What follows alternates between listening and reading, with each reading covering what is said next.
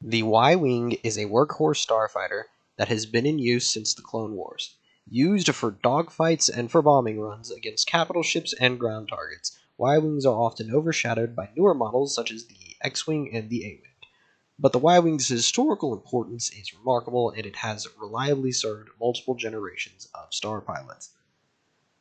And that's the official entry in the databank in StarWars.com. And who, buddy, which numbnuts is using this in a dogfight? Okay. So, for everyone who doesn't understand why I'm laughing here, it's, this is a bomber. this is a bomber. Why are you taking a bomber into a dogfight intentionally? No. No. This is a bad idea. You shouldn't do that. Why would you ever want to do this?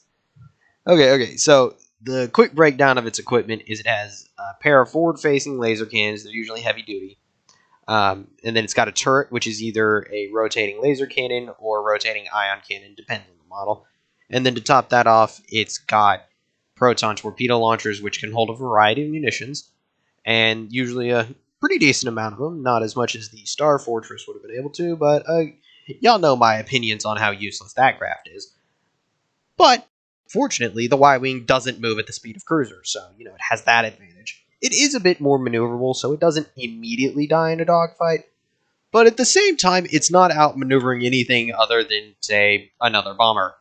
So you're basically never going to get a shot off. And that's kind of the whole reason of, if you're intentionally dogfighting with a Y-wing, it should only be under the circumstance that you can't run away. If you can run away, run away. You are so bad for dogfighting that you should just leave the area because it's better for you. And usually better for your allies because they don't have to babysit you now. So, narratively speaking, fortunately, Y-wings aren't usually used in any kind of a dogfighting capacity. They're almost always used in bombing runs, which is good. The few exceptions are, as mentioned, where retreat is not an option and a bombing run is not currently viable. So, that's the only real time they ever go after fighters. Other than that, they're going after capital ships. Sometimes corvettes, but usually capital ships. And that's mostly just because corvettes can be pretty destructive to fighters, so you don't really want to send a slower fighter against a corvette. But sometimes you have to, so it's kind of up in the air. Toss up on that one. Now, as a side effect, this also means that when it comes to whether or not the main character is going to be in a Y-wing, the answer is almost always no, because simply put, a Y-wing doesn't have a whole lot of agency in when they go get to do something. You're very dependent upon someone else creating an opening, or an opening having been in existence or whatever.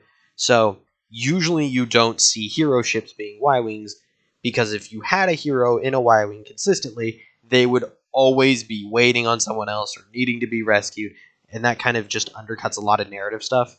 So, that's just the general reason you don't usually see them being used as hero ships.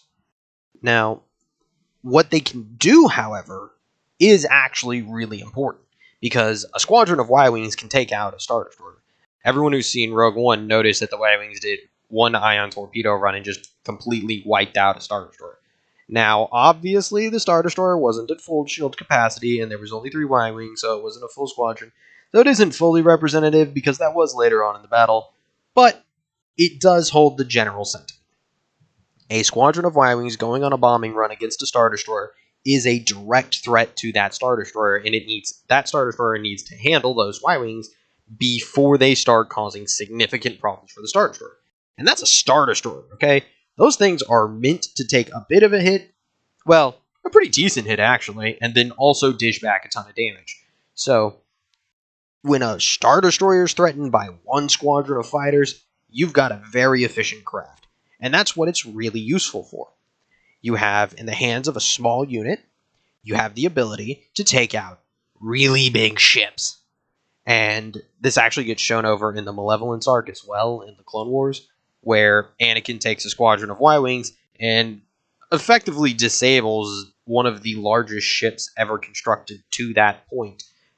Just flat out takes out its super weapon, and there's really not much that the Malevolence can do about it, because it doesn't have enough fighters. This kind of role specialization has allowed the Y-Wing to be effective across all eras of Star Wars. Now, mind you, that isn't necessarily saying a whole lot because any bomber able to take bombs from one location and then drop them on another is going to be an effective bomber. Though, what I'd like to point out here is that that means that the Y Wing has been in constant use from the Clone Wars all the way to the Resistance, and at this point, mostly just so that we could have new ships, I would like to see one changed out in Resistance, and the Y Wing's a good candidate since it's kind of been around the longest. So, to wrap everything up, the Y Wing's been in use from the Clone Wars to the Resistance. It is an effective bomber, it has multiple different loadouts, but narratively you rarely see it as a primary ship, solely because it's typically dependent on other ships, and most writers don't really like to have their primary, character dependent on someone else to keep them safe, so usually they'll stick them in X-Wings instead. Poor Y-Wing. It just gets shot down by everybody, even the writers.